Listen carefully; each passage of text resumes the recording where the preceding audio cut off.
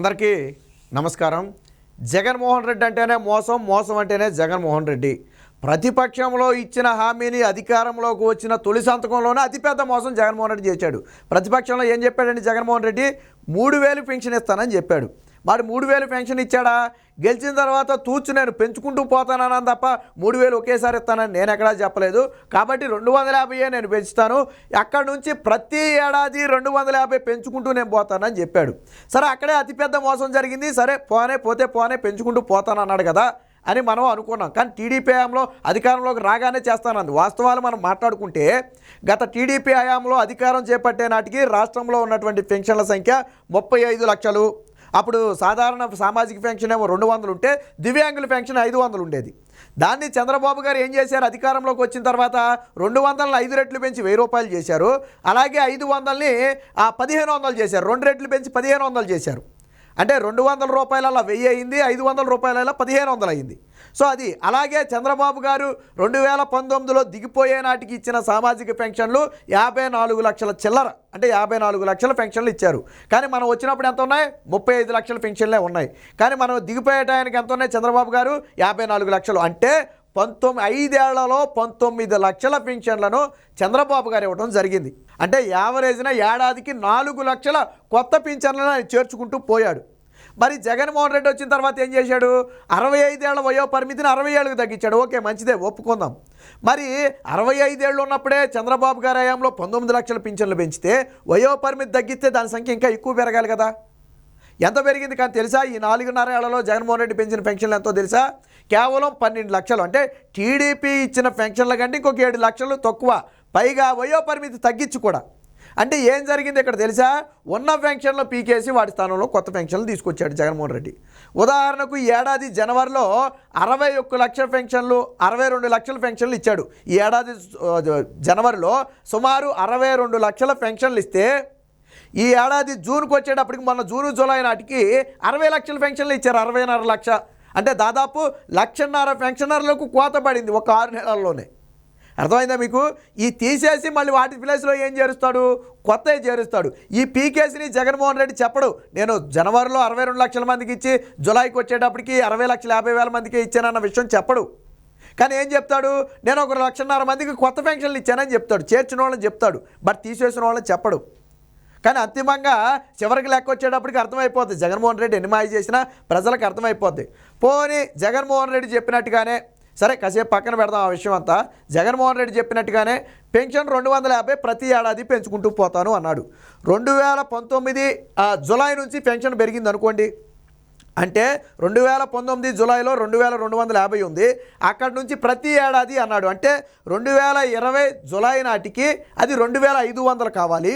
2021 July నాటికి 2,750 కావాలి. 2022 July నాటికి 3,000 కావాలి. అంటే జగన్మోహన్ రెడ్డి చెప్పినట్టుగానే ఆయన ప్రమాణ స్వీకారం రోజు మీరు ఒక బయట తీసి సోషల్ మీడియాలో చూడండి. ప్రమాణ స్వీకారం రోజు చాలా స్పష్టంగా చెప్పాడు, ఇక నుంచి ప్రతి ఏడాది అవ్వాతాతల పెన్షన్ 250 పెంచుకుంటూ పోతానన్నాడు. అంటే 2022 జులై నాటికి 3,000 పింఛన్ అయిపోయి ఉండాలి. కానీ అయ్యిందా? ఈ జనవరి నుంచి ఇస్తాడంట. ఎన్నికలకు 3 నెలల ముందు ఇస్తాడంట. గతంలో ఇప్పుడు కూడా ఒక మాట గుర్తు చేస్తాను నేను. గతంలో జగన్మోహన్ రెడ్డి టెంకాయ వంకాయ కథ చెప్పాడు. మీకు గుర్తున్నా లేకపోయినా నాకు గుర్తుంది. గతంలో గెలిచిన కొత్తలో మొదటి 6 నెలల్లో కడప స్టీల్ ప్లాంట్కి శంకుస్థాపన చేసినప్పుడు జగన్మోహన్ రెడ్డి కాలు రగరేశాడు గట్టిగా. ఎన్నికలకు 6 నెలల ముందు టెంకాయ కొడితే మోసం, ఎన్నికలలో గెలిచిన మొదటి 6 నెలల్లో టెంకాయ కొడితే చిత్తశుద్ధి అన్నాడు. సరే, ఆ రోజు నీ చిత్తశుద్ధే.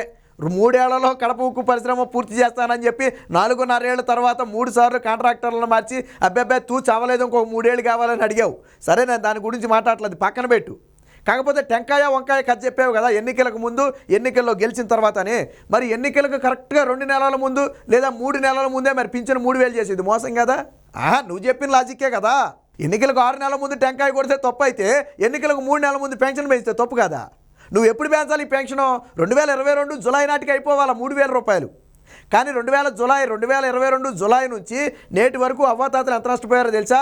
ఒక్కొక్కరు దాదాపు 13,000 నుంచి 14,000 రూపాయల వరకు నష్టపోయారు. అవ్వాతాతలు ఎంత నష్టపోయారో తెలుసా జగన్మోహన్ రెడ్డి? నువ్వు ఇచ్చే 62 లక్షల పెన్షన్లు ఉన్నాయి కదా, ఈ 62 లక్షల మందికి దాదాపుగా ఒక్కొక్కరికి 13,000 నుంచి 14,000 మోసం చేసావు జగన్మోహన్ రెడ్డి. ఘోరమైన మోసం చేశావు. నువ్వు ఇచ్చిన హామీ కూడా అమలు చేయాల. 3,000 అన్నావు, చేసే పక్కన పెట్టు. అమలు చేయలేదు సరే పక్కన పెట్టు. ప్రతి ఏడాది పెంచుతానన్నావు, పెంచావా? పెంచలేదు. మరి పెంచకుండా ఇప్పుడేమంటావు జనవరి నుంచి పెంచుతావా?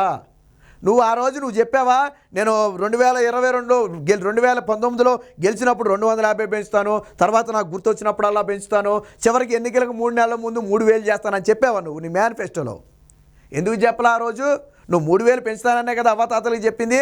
ఆ రోజు అవ్వాతాతలు ఆశపడింది 3,000 కోసమేగా. చంద్రబాబు నాయుడు 200 ఉన్న పెన్షన్ 2,000 రూపాయలు చేస్తే నువ్వు 2,000 ఉన్న పెన్షన్ 3,000 ఈరోజుకి చేయలేకపోయావు నువ్వు. అది కూడా హామీ ఇచ్చి ఎన్నికలకు 2 నెలల ముందు స్టంట్లో రాజకీయ డ్రామా. ఇప్పటి వరకు ఒక్కొక్క అవ్వాతాత 14,000 నష్టపోయాడు. ఎవడెత్తాడు? ఎవడమ్మ ఒకటి సొమ్ము తెచ్చిస్తాడు? ఇప్పుడు ఒక్కొక్క అవ్వాతాత 14,000 రూపాయలు నష్టపోయారు నీ వల్ల, నీ మోసపు మాటల వల్ల. అది కూడా ఏది నువ్వు ప్రతి ఏడాది పెంచుకుంటూ వస్తానన్న లెక్క ప్రకారం చెప్పే. అంతేగాని నువ్వు ఈ 5 ఏళ్ళు 3,000 కాడికి లెక్క కడితే ఇంకెంత పోతుందో చూడు ఒకసారి. నష్టపోయారు కదా, ఎవడు తెచ్చిస్తాడు అది? ఎందుకా మోసం? అప్పుడే చెప్పొచ్చు కదా, నేను గెలిచాక 250 ఇస్తాను, తర్వాత అక్కడి నుంచి ప్రతి ఏడాది పెంచుకుంటూ వెళ్తానని నీ మేనిఫెస్టోలో రాయొచ్చు కదా. పెన్లో ఇంక లేదు రాయటానికి. ఆ రోజు మేనిఫెస్టోలో పెట్టడానికి ధైర్యం సరిపోలే. గెలిచిన తర్వాత మోసం చేస్తావా? మళ్ళీ ఇప్పుడు ఎన్నికలకు 3 నెలల ముందు 2022 జూలై నాటికి పెంచాల్సిన పెన్షను ఈ 2024 జనవరిలో పెంచుతాడంట. మరి ఆ నష్టం ఎవడు భరించాలా? అప్పటి వరకు అవ్వాతాతలు నష్టపోట్లా? ఆ నష్టం ఎవరు భరించాలా? ఇన్ని మోసాలా? పైగా నువ్వు ఇచ్చిన పెన్షన్లో 12 లక్షలు, దీనికి 1,00,000 కోతలు, కరెంటు బిల్లులు, అటు యూనిట్లు, లేకపోతే ఇంట్లో కారు, వాళ్ళు ఇతర రాష్ట్రాల్లో ఉంటారు, వాళ్ళు అంగన్వాడీలు అయితే రావు, డ్వాక్రాలో ఉంటే రావు, ఇలా రకరకాల ఆంక్షలు పెట్టి ఆ కోత మళ్ళీ ఎంతమంది మొన్న కూడా టీడీపీ అధినేత స్పందించాడు. ఒక దివ్యాంగురాలి పెన్షన్ పీకేస్తే పాపం ఆత్మహత్య చేసుకుందని వార్త వచ్చింది. టీడీపీ కూడా దాని మీద ఘాటుగా స్పందించింది. నీ పరిపాలన కాళ్ళు అసలు లేని వ్యక్తులను కూడా మీరు దివ్యాంగులు కాదని పీకేసిన పెన్షన్ మీ చరిత్ర ఎన్ని చూడలేదు. ఎంతమంది వృద్ధులకి పెన్షన్ పీకేలేదు.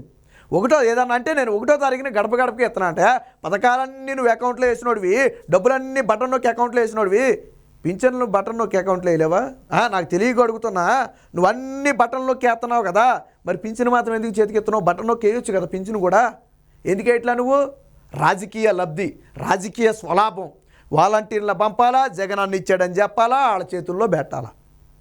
పైగా గతంలో ఏ నెల అర్హత వస్తే ఆ నెల నుంచే పింఛన్ తీసుకునే వెసులుబాటు ఉండేది. ఇప్పుడు నా వయసుకు కరెక్ట్గా ఈ నెలతో నాకు 65 నిండింది అనుకోండి, గతంలో ఇప్పుడంటే 60 ఏళ్ళు నిండింది అనుకోండి, ఈ వచ్చే నెల నుంచి నా పింఛన్ స్టార్ట్ అయిపోద్ది. నేను ఇప్పుడు అమలు చేసుకుంటే వచ్చే నెల నుంచి నా పింఛన్ స్టార్ట్ అయిపోద్ది. బట్ జగన్ వచ్చిన తర్వాత ఏం చేశాడు తెలుసా?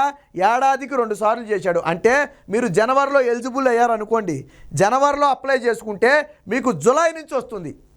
జనవరిలో మీరు అప్లై చేసుకుంటే జూలై నుంచి మీకు పింఛన్ వస్తుంది. అంటే ఈ 6 నెలల పాటు మీరు పింఛన్ నష్టపోయినట్టే. అదే 3,000 లెక్కన వేసుకున్నాం అనుకోండి, 5 3 15 6 3 18,000 నష్టపోయినట్టే. మళ్ళీ మీరు జూలైలో అర్హత సాధించారనుకోండి, అప్పుడు అప్లై చేసుకుంటే జనవరిలో కానీ డిసెంబర్లో కానీ వస్తుంది. మళ్ళీ 6 నెలలు నష్టపోతాం. అంటే ఏడాదికి కేవలం 2 సార్లే. కానీ గతంలో అలా లేదు. ఈ నెల ఈ రోజుతో మీ వయసు గన సరిపోతే మీరు రేపే అప్లై చేసుకోవచ్చు. ఆ నెలలో ఏ రోజు అప్లై చేసినా అది వచ్చే నెల 1వ తారీఖు నుంచి వచ్చేద్ది మీకు. ఇప్పుడు డిసెంబర్ నెలలో ఉన్నామండి, నేను ఈరోజు అర్హత సాధించా, 15వ తారీఖు 16వ తారీఖు అనుకోండి, నేను ఈరోజు అర్హత సాధించా, నేను రేపే అప్లై చేసుకుంటే జనవరి నుంచి నాకు పింఛను, లేదా జనవరిలో అప్లై చేసుకుంటే ఫిబ్రవరి నుంచి పింఛను. కానీ జగన్మోహన్ రెడ్డి వచ్చిన తర్వాత అలా లేదే. పింఛను 6 నెలల్లో పెట్టాడు. గతంలో ఏం చెప్పావు నువ్వు? రేషన్ కార్డులు నడుచుకుంటూ వచ్చేస్తే వారం రోజులు అన్నావు. ఏం చేసావు? ఇప్పుడు అర్హత సాధించిన 6 నెలలకు కానీ రేషన్ కార్డు ఇవ్వట్లా కదా, అవి కూడా పెట్టి ఎవరికి రావటంలా. రేషన్ కార్డు ఏమన్నావు నువ్వు? వారంలో నడుచుకుంటూ వస్తుంది అన్నావా లేదా? మీ ఇంటికి నువ్వు సమావేశాల్లో చెప్పావా లేదా? మరి నడుచుకుంటూ వస్తుందా వారంలో? జనవరిలో పెట్టుకుంటే మీకు జూలైలో ఇస్తాడు, జూలైలో పెట్టుకుంటే మళ్ళీ వచ్చే డిసెంబర్లోనే జనవరిలోనే ఇస్తాడు. అంటే మళ్ళీ 6 నెలలు. రేషన్ కార్డు కూడా 6 నెలలు. అంటే పింఛన్ ఇవ్వలేవు, ఇటు రేషన్ కార్డు ఇవ్వలేవు సమయానికి. కానీ పెద్దగా గొప్పలు చెప్పుకోవటం.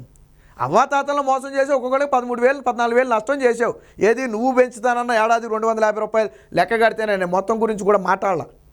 మరి ఈ రకంగా జనాన్ని మోసం చేశాడు జగన్మోహన్ రెడ్డి. దానికి సంబంధించిన వార్త వచ్చింది, ఒకసారి చూద్దాం.